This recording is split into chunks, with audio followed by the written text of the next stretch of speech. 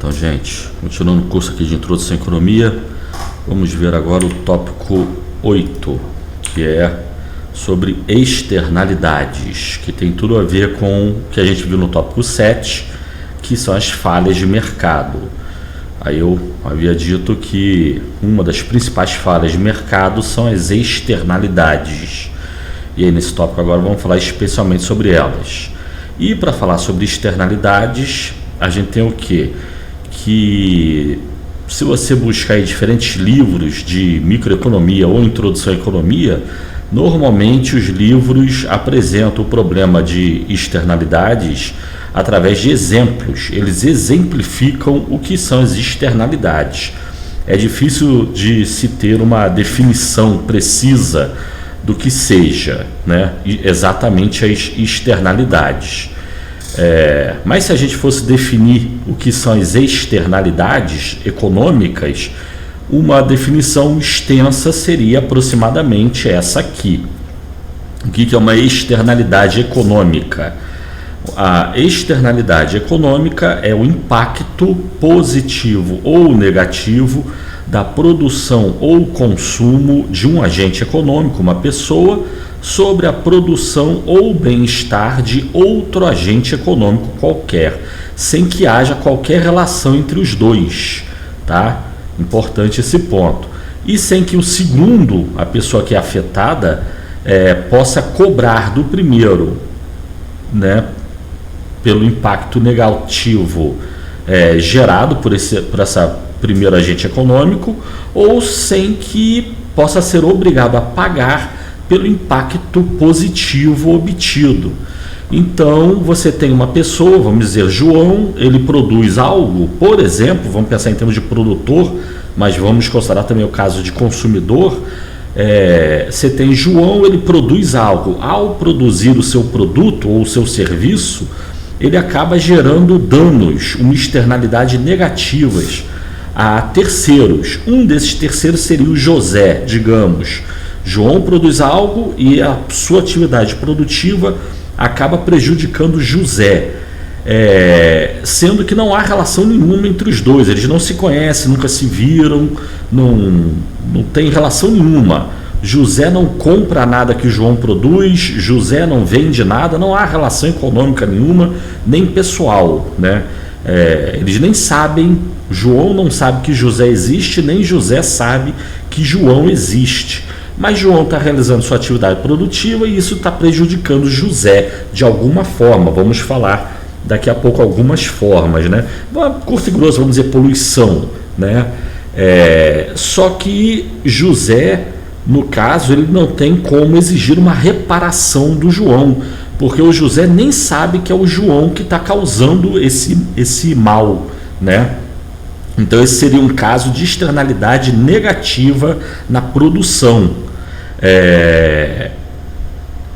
E aí seria o primeiro caso ali que eu citei. O José não tem condição de cobrar do João pelo dano causado, mas pode ser também que João esteja produzindo algo e esteja beneficiando o José, de novo, sem que haja relação nenhuma entre os dois direta.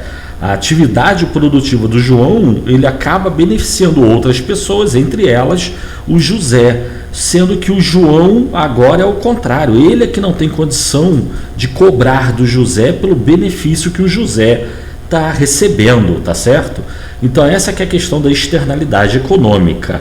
É quando a produção ou consumo de uma pessoa acaba impactando outras pessoas de forma benéfica ou maléfica, e essas outras pessoas, caso sejam prejudicadas, não têm condição de cobrar do causador do problema, nem tampouco a pessoa que produz algo, se ela gera um benefício, ela não tem como cobrar das pessoas que são beneficiadas. Nesse caso, a gente tem que a quantidade produzida, em qualquer caso, e o preço cobrado pelo produto do João, no caso, fica viesado. O João, se ele estiver causando danos e não é obrigado a pagar pelos danos, acaba que o custo de produção dele vai ser baixo, ele vai produzir muito mais do que deveria e vai causar danos ao resto da sociedade, né? Então, esse é um caso de externalidade negativa, externalidade econômica negativa na produção, e com base nela a gente tem o que a gente viu no tópico 7, uma falha de mercado.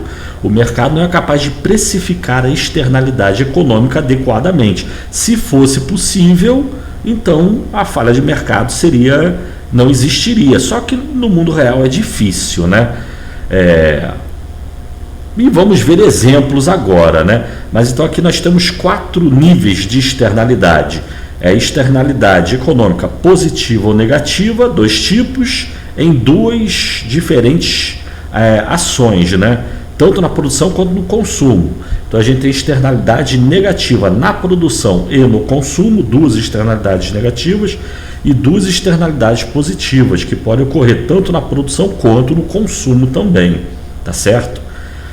Mas então, vamos ver o primeiro caso aí, de externalidade negativa na produção de um bem qualquer. E aí vamos ver exemplos. Alguns poucos exemplos, na realidade nós temos uma infinidade de exemplos. Mas vamos dizer que na economia existe um certo produto e ele tem o seu mercado, né? O conjunto de pessoas que produzem e o conjunto de pessoas que compram o produto, Q é a quantidade produzida do produto. P é o preço do produto na economia. E nós temos a curva de demanda, né? Como já vimos, demanda não é uma quantidade fixa, é uma curva. Vamos representar aqui por uma reta para simplificar. De um lado nós temos pessoas que querem comprar esse produto específico aí. Vamos dar exemplos do que possa ser esse produto específico. De outro lado nós temos as pessoas que produzem e vendem esse produto. Só que essas pessoas, ao produzir e vender, elas vão ter os seus custos próprios de produção, matéria-prima, mão de obra, energia, logística, que é comum a qualquer atividade produtiva, mas ao realizar a sua atividade produtiva, eles estão justamente causando danos a terceiros. E no caso, eles não estão sendo, os produtores desse produto não estão sendo penalizados ou não estão sendo obrigados a pagar pelo dano causado. Curto e grosso, vamos pensar de novo, poluição. Ao produzir o produto, eles estão gerando poluição, estão prejudicando um monte de gente, e esse monte de gente não é capaz de cobrar desses produtores uma compensação ou uma indenização adequada, né? Nem tampouco dá para se impor pela lógica de mercado por si só, obrigar os produtores a evitar ou reduzir o dano que eles estão causando. Mas por que eu estou falando disso? Porque nós então temos os conjuntos de produtores do produto que eles têm seus custos. E dados os custos de produção, eles vão ter a sua curva de oferta. Só que a oferta do produto na economia, então, vamos dizer que seja a curva OSI. O que seria O? É a O de oferta. É a quantidade de produção que o conjunto de produtores se dispõe a produzir e vender no mercado a cada diferente nível de preço. Já falamos sobre a curva de oferta. O SI seria uma curva de oferta sem internalização dos custos causados pela externalidade. Então essa seria a oferta de mercado, simplesmente falando, né? A real curva de oferta. Os produtores olhando seus custos internos de produção, como falei, matéria-prima, mão de obra, energia, transporte, e daí cada produtor tem seu custo, tem a sua produtividade, cada produtor se dispõe a produzir uma certa quantidade de produto e vender a um certo nível de preço. Somando todas as ofertas, curvas de ofertas individuais, nós temos a oferta de mercado, que vamos considerar como sendo essa OSI, a oferta sem internalização dos danos causados, né? E pela interação entre demanda e oferta seria definido o nível de equilíbrio nesse mercado, hipotético equilíbrio desse mercado. Já falamos sobre equilíbrio também, né?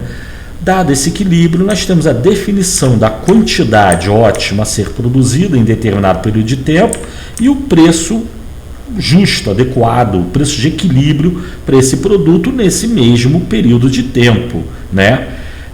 E aí tá pronto, o equilíbrio de mercado. A rigor, se ele não está em equilíbrio, ele tende ao equilíbrio, ele tende a essa combinação de preço e quantidade, de tal forma que os compradores obtenham a máxima satisfação ao comprar o produto, dada a sua restrição orçamentária, e os produtores obtêm o máximo lucro, dado sua função de produção, né?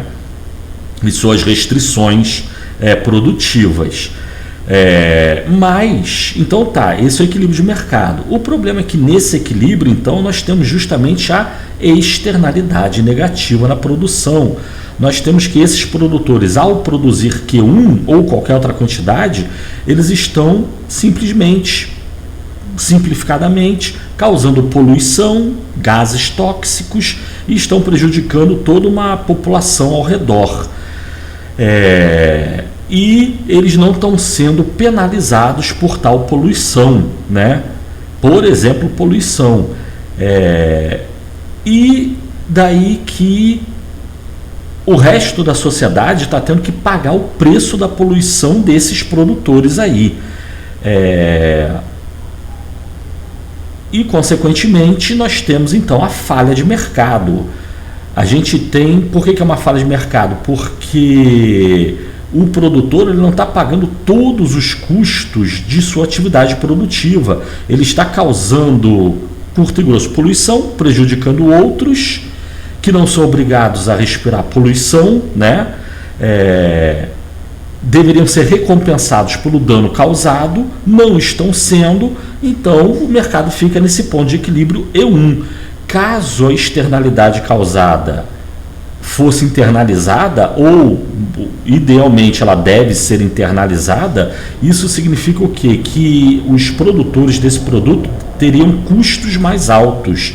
Eles iriam ter que botar filtro, iriam ter que parar de poluir ou reduzir a produção botando filtro, ou vão ter que pagar uma compensação em dinheiro, digamos, para as pessoas que sofrem os danos causados pela essa atividade produtiva. Se assim fosse, a gente passaria a ter que esses produtores teriam uma nova estrutura de custo, teriam custos mais altos. Por quê? Porque eles internalizariam os custos da externalidade negativa que eles estão causando. Eles estão produzindo um produto, estão poluindo, vão ter que limpar a poluição, isso é custo. E esse custo, logicamente, vai ser incluído junto aos seus demais custos, o que vai impactar a disposição desses produtores a produzir e vender o seu produto. E, no caso, vai impactar de tal forma que a curva de oferta desse produto nesse mercado se deslocaria para cima e para a esquerda. Ela iria de OSI para OCI. Seria a curva de oferta com internalização dos custos gerados pela externalidade negativa, pela poluição. A curva OSI, eles estão poluindo e livremente, não pagam nada. A curva OCI, os produtores foram obrigados a pagar a limpeza da poluição causada. Tá? Por exemplo, poluição. Vamos dar vários exemplos aí, né? Mas sendo assim, o que acontece? Que a gente, nesse mercado, o conjunto de produtores passa a cobrar mais para produzir seu produto. Por que eles passam a cobrar mais? Porque eles têm custos mais altos, porque agora eles estão tendo que pagar para limpar a sujeira, filtro, enfim, tem que evitar ou reduzir a externalidade negativa causada, ou compensar as pessoas que são prejudicadas. Sendo assim, considerando a curva de demanda nesse mercado e a nova curva de oferta OCI, a gente tem um novo ponto de equilíbrio nesse mercado, seria o ponto de equilíbrio E2. Nesse ponto de equilíbrio E2, nós teríamos uma nova combinação de preço e quantidade. A quantidade produzida seria reduzida de Q1 para Q2 e o preço nesse mercado seria elevado. Exatamente, seria a elevação do preço que levaria a uma redução na quantidade de equilíbrio nesse mercado, né? Como eles estão tendo mais custo, então vai ter que repassar isso para o preço.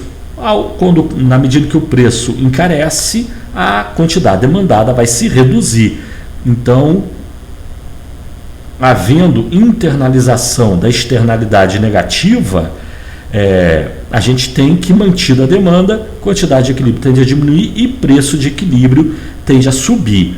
Mas aqui nós temos uma observação importante, né? Primeiro, continua havendo externalidade negativa, a empresa continua produzindo, ela não para de produzir. A questão é que parte do dano causado é que está sendo internalizada, ela continua gerando danos ao resto da sociedade. Só que, embora ela gere esse dano, ela gera porque infelizmente tem que gerar. A economia deseja esse produto que está sendo produzido, né? Então, por exemplo, vamos deixar o próximo vídeo mostrar uns exemplos, umas imagens, mas classicamente se dá o exemplo de uma siderúrgica produzindo aço. Todo mundo quer aço, direto ou indiretamente, uns querem mais, outros querem menos, todos nós precisamos de aço, mas a produção de aço gera muito detrito, né? Muito resíduo tóxico. E o exemplo que se dá é a indústria de aço, que despeja os seus resíduos no rio, e muitos centenas de quilômetros à frente existe uma comunidade de pescadores que está sendo prejudicada pela produção da siderúrgica, né? Então é o caso da externalidade negativa. No caso, o dano causado pela siderúrgica, a siderúrgica não sabe que está causando mal à colônia de pescadores, e a colônia de pescadores também não sabe que está sendo prejudicada pela siderúrgica. Deve ter outras fábricas ao longo desse rio, né? Então a colônia de pescadores não tem como exigir, nem sabe se é a siderúrgica que está causando danos, né? Mas possivelmente é ela que esteja causando. Então ela tem que internalizar partes desse custo, tem que limpar, não jogar tanto detrito no rio, limpar a parte do rio, pagar os pescadores por uma renda extra, né? Dado que eles estão perdendo renda porque os peixes estão morrendo, então eles recuperam renda porque a siderúrgica paga para eles. De qualquer forma, a siderúrgica continua produzindo, ela tem que parar de produzir, tá certo? Mas então esse é um caso de externalidade negativa na produção. E já estou dando esse exemplo que é o clássico, né? Mas vou dar outros exemplos com imagem, mas deixa o próximo vídeo então. Valeu, tchau.